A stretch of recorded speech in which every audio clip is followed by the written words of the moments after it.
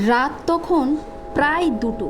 কলকাতায় এক পুরনো বাড়ি ছিল, যার বারান্দাটি ছিল লম্বা আর দরজাগুলি ছিল কাঠের, আর মাঝখানে একটা অন্ধকার উঠানও ছিল। রাহুল নামে এক ভাড়াটে উঠেছিল সেইখানে। পাশাপাশি সবাই বলেছিল বাড়িটা একটু অদ্ভুত, কিন্তু ওই রাহুল নামে ছেলেটি সে বিশ্বাস করল না।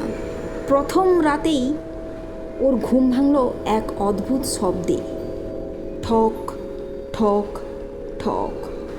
মনে হলো কেউ কাঠের মেঝেতে হাঁটছে। সে ভেবেছিল পাশের ফ্ল্যাট থেকে আসছে। তারপর সে আবার ঘুমিয়ে পড়ল। পরের দিন রাত্রিবেলা শব্দটা আরও কাছে আসলো। এবার পরিষ্কার শুনতে পেল, ঠক ঠক। তারপর থেমে গেল। আবার ঠক ঠক আওয়াজ শুরু হতে লাগলো। রাহুল উঠে দরজা খুলে দেখল লম্বা বারান্দা ফাঁকা, বাতাস নেই, কেউ নেই, কিন্তু মেঝেতে হালকা ভেজা দাগ, যেন কেউ ভিজে পা নিয়ে হাঁটছে। তৃতীয় দিন রাত্রেবেলা ও ঠিক করলো আজ দেখব ব্যাপারটা কী। রাত 2টো বাজতেই আবার সেই শব্দ। এবারে রাহুল দরজা একটু ফাঁকা করে দাঁড়িয়ে রইল। ধীরে ধীরে শব্দটা কাছে এলো।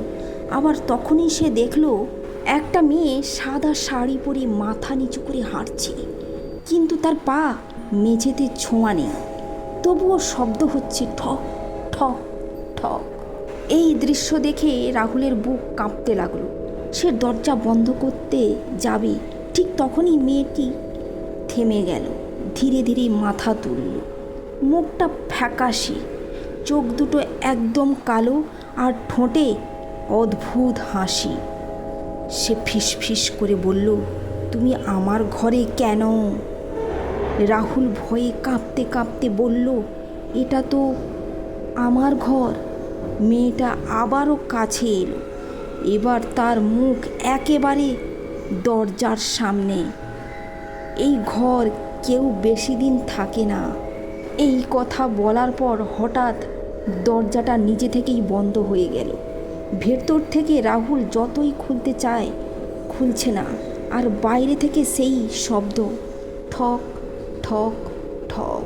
সকাল হতেই বাড়ির লোকজন দরজা ভেঙে ঢুকলো। রাহুলকে পাওয়া গেল, কিন্তু সে এক কোণের দিকে বসে রয়েছে, চোখ ফ্যাকাশে।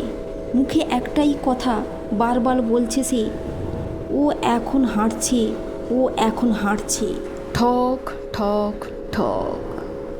তো বন্ধুরা, আজকের গল্পটা এই পর্যন্তই। গল্পটা যদি তোমাদের ভালো লেগে থাকে একটা লাইক কমেন্টস করে পাশে থাকো। আজকের মতো বিদায় নিলাম, কালকে আবার দেখা হবে নতুন কোনো ভিডিও নিয়ে। আজ টাটা।